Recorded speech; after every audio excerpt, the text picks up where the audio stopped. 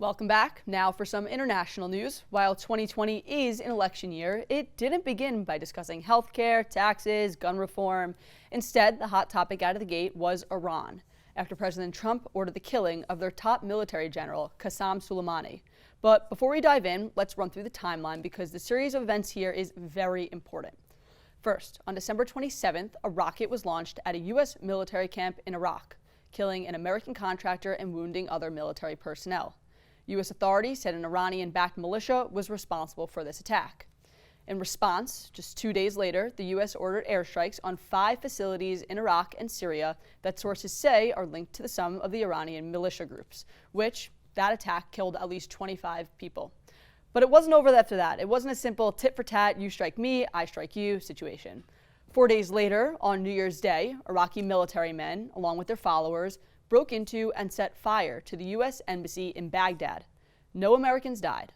And then, just 2 days later, on January 3rd, reports came out that Qasem Soleimani, Iran's top military general and intelligence commander, one of the highest officials in the country, was killed in a drone strike at an airport in Baghdad.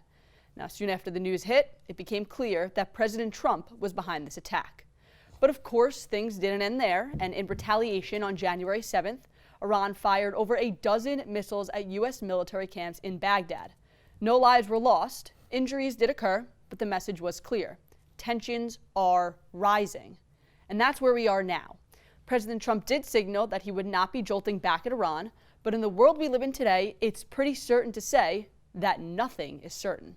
So let's discuss. Hunter, we'll go to you first. Do you think it was the right move for U.S. forces to kill leader Soleimani? Of course, he is by no means a good man. He has American blood on his hands, but this was quite the escalation. Do you think it was strategically a smart move? Well, first, Michael, I have to thank you for kind of the outlining of all of the events escalating to this, because I think a lot of the folks, in the media as well, they just kind of got this news headline and are like, what's Trump doing now? Context is important. And here we have these escalative events that are happening. I mean, what do they think's going to happen after, as you had said, Soleimani had killed the blood on the hands of so many Americans, even through the Iraq War. I mean, the building of IEDs. It's awful hearing some of these stories about this man. And then, of course, with any kind of action in the Middle East, it is going to it's going to blow up. Understood. A lot of escalation, but was this the correct next move in that escalation? Yeah, I mean, it may be an oversimplification here, but there was a bad situation before, and I think it's a bad situation now. At least now we have one more bad guy dead. Fair enough. Democrats? Let's talk about context, because this all started in 1953 when we ousted a democratically elected Saudi Arabian leader. Saudi Arabian. Did I say that? You said that. You can continue. Okay. Democratically elected leader. So because of that, that context means that a lot of this lead up, we can't divorce that from the historical nature of all the events. The important thing to recognize is that Trump didn't do this to kill a bad guy. You should have no illusions about that. He did this because he thinks it will help his 2020 election chances. Well, I just want to step you back there. I don't know if it's fair to say he didn't do this to kill a bad man. We don't know that. So to be fair to both sides of the aisle. There is a video of him during the Obama administration where he said that Obama is going to strike Iran because he thinks it'll help his election chances. We know that Trump. Fair enough, but that was Obama. So I just want to be fair to both sides here. But continue. No, you carry on. No? Nothing? Okay. Oh, no, wait. I would like to respond. Go for it. Whoever wants to respond. No. Well, look, here's the deal. When he struck Soleimani and killed him, and again, I'm not mourning his loss. No Democrats mourning his loss. No American is mourning his loss. Okay, I'll just say that, and I think that some Republicans have attacked Democrats as crying about terrorists dying. This is a totally false mischaracterization. But I think that what President Trump did was it was a mistake, because either killing him and making him a martyr or allowing him to live, I think that allowing him to live would be a net safer move. Of course, in the long run, is the world going to be better off with him dead? Possibly. But what happened in the immediate aftermath, there were so many deaths. There were American troops that were attacked at an embassy in retaliation. And then overall, the administration, they just didn't have a strategy. They did not have right after the What attack would you occurred. want They, them they to didn't know what they were What do doing. you They didn't want have a them to do? strategy.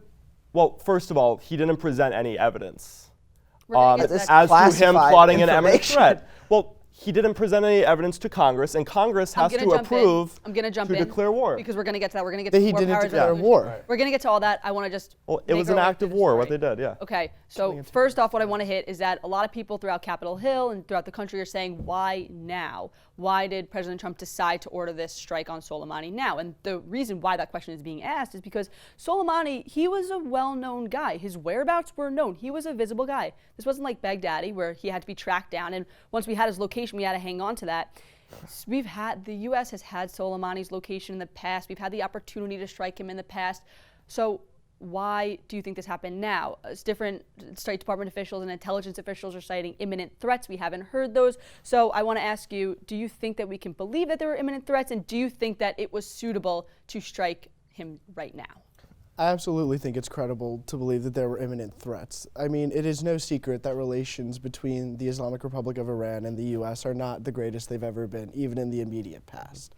So the idea that Qasem Soleimani is out there in Iraq, in Syria, trying to foment forces and through his proxies, given weapons through the Iranian Revolutionary Guard, is trying to foment a situation that leads to American lives being lost. I think it is not only absolutely credible, but it is highly likely that that is the situation that the American government was responding to in taking him out. And I mean, we've avoided saying the word, but Qasem Soleimani was a State Department-defined terrorist.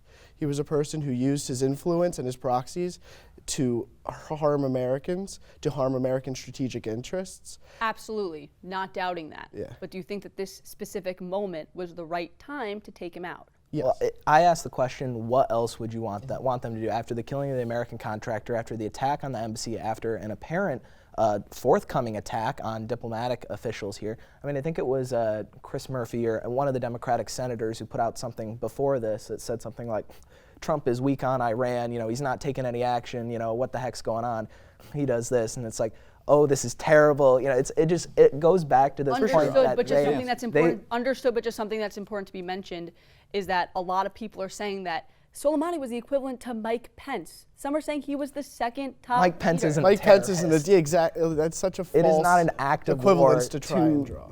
kill a terrorist. I mean, That's a fair response.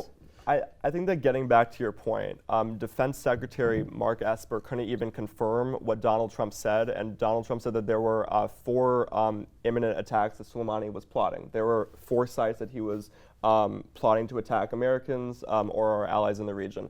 The administration doesn't even have in my view, their lies straight. They have not presented any evidence whatsoever that Qasem Soleimani was planning an imminent attack. This is exactly what happened in Iraq with the So I weapons wanna of mass jump- destruction. They were lying us to war. All right, well, I don't want to go into Iraq. I want to move on to the next question because this isn't just about the strike. This is about, well, what happens after and the state of the Middle East. So just days after Soleimani was killed, President Putin made an impromptu visit to Bashar al-Assad in Syria, indicating that tensions are rising in the Middle East. So do you think that the U.S. should take action to de-escalate in the Middle East? And if you were the president sitting in the Situation Room, what's your strategy? Whoever wants to pick it up first. oh geez, that's a loaded question there. I mean, no idea, no idea on that.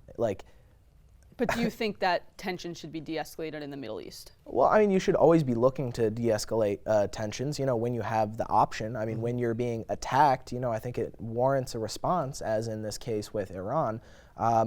But I think Syria and Russia are a whole other discussion in this. I mean, should we be pulling, troops out of the Middle East in general? Sure, as long as they're non-essential forces, I think it's important to keep, some stability in the region, but Democrats? Well, I mean, for one, we've seen an increase of troops in the Middle East. But I think that this just gets back to what Donald Trump did by pulling out of the Iran deal. While Europe was telling him not to, our allies around the world were telling him not to. The deal, in large part, was working. I think that down the line it needed to be renegotiated. But for 10 to 15 years, it prevented them from obtaining a nuclear weapon. Right now, there are no restrictions on Iran getting a nuclear weapon, and I think that that is a major threat to our security. But him just pulling out of the Iran deal, that alone was an escalation in tensions. It was by and large working, and there were some components that needed to be renegotiated, and I understand that. But pulling out and having no backup plan, I think that that just set us on the path to So war what would that you we're on right now. So do you have a strategy for de-escalation or an idea for de-escalation? How would you carry it out? So I believe in diplomacy as the ultimate goal of foreign policy. So I think that bringing Iran back to the table. But this all has to come with leadership change. That is why Donald Trump has to be voted out this November. He has no credibility with Iran. He has no credibility really with any of our allies or adversaries around the world. And I don't think any. Republicans, Okay. the last word on this question, then we have to get to one more question. So quick response. I think this is why we saw the president's election in the first place. You know, we're talking about, you know, using this diplomacy and olive branch stuff when we're talking about terrorism. And I think it's important to extend the olive branch, you know, when necessary, and it's important to, you know, use the arrows as well. Like it's important to kind of have both. And in this case, I just don't see it any different. Last question. On January 9th, bipartisan vote, the House passed a war powers resolution. The vote was 224 to 194 in an attempt to limit the president's ability to declare war during these tensions in Iran. Now, the president is the commander-in-chief. He's the leader of the military, but the Constitution gives the legislative branch the power to declare war. So the question here is, do you think that this will now pass in the Senate, but do you think it'll have enough votes to then go against the president's what will probably be veto, and then the Congress will need 2/3 vote to then override this veto? It's important to remember that Mike Lee, that same guy who came out of that meeting and said, look, there's no evidence that there's an imminent attack, and Trump is lying to you. That's definitely So, not what he said. and he's the one who co-sponsored that war powers resolution. There's no doubt that, you know, with effort from both sides, that is bipartisan, that it can be passed. Republicans, quick response. Maybe we can get the fact checkers on that one. Well, Yeah. fact checkers are working, but still, give your response. I would just like to say, personally, this is war powers resolution. What it does is it limits the president's ability to maintain a presence in Iran after 30 days. Is the main bulk of it, and it limits the president's ability to basically move troops into Iran permanently without declaring an actual war, which is the sole power of the Congress. I absolutely welcome this sort of resolution. It would not have prevented the type of targeted strike that took out a terrorist in the form of Qasem Soleimani that occurred just weeks ago. So I do not think that this war powers resolution is anything more than a symbol for Democrats to give their voters and say, you know, we're taking on President Trump, and that the actual context and content of the bill is completely within the realm of what is fair. All that tells us is that it doesn't go far enough. So yeah, you know, we should continue to limit Trump's war powers so he doesn't nuke us all. All right, we're gonna. Nuke. All right, we got to end the conversation there. I don't think that this issue is going away. There'll be much to talk about in the coming weeks. I'm sure there will be. So we'll end that there. Last word on that. But after the break, it's rapid fire. Stay with us.